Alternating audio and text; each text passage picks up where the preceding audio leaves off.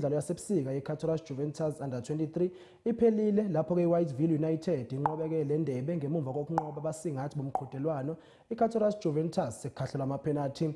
Inani elikhulu labathandi bebhola lithelekele-ke eFosloras Stadium ukuzoseka amaqembu alo. iWhiteville United ithweswe isithaba somtshantshelo emva kokubetha iCataract Juventus bengabasindleki beCataract Juventus Under 23 Winter Games. Abahlali baseFosloras baye badela ingqele bayokubukela le midlalo kuba bengafuni ukuva ngokuxelelwa. Kwaye ngaphambi kokuba kudlale umdlalo wamagqibela kankqoyi kuqale umdlalo wokutshayela inkundla. iCataract Juventus Winter Games wenze ngempumelelo umsebenzi wayo ukukuza neqonga lokuqamisa izakhono zabantwana abasakhulayo. Into ebalulekile kuma-under 23s awanakwa ekasi most of the time. Kuphelela kuma-under 17 abantwana abasana ba-22 years 23 years abasanako. So sibone ukuthi kube ne-need yokuthi sibawustele ama-games wazo because i-most yabo nakwi-senior team abakhona ukudlala, abanye abakhona ukudlala kwi-senior team laba abane-talent kakhulu. Sicela ukubonga kakhulu ku-2 minutes namajita la eCataract Juventus it's the first annual tournament. It was very, very successful.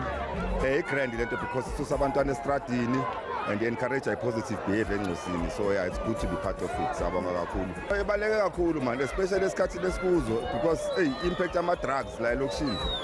Intwana ezibhaya man zi-addicted to ama-drugs.